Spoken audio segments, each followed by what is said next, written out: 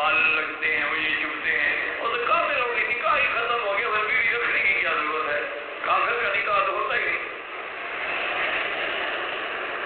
اگر اسی طرح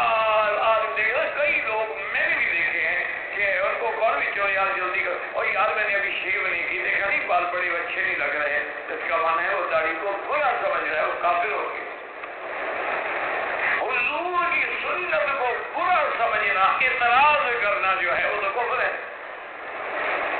حتیٰ کہ ہمارے ایک بہت بڑے عالم تھے سرائکی زبان میں،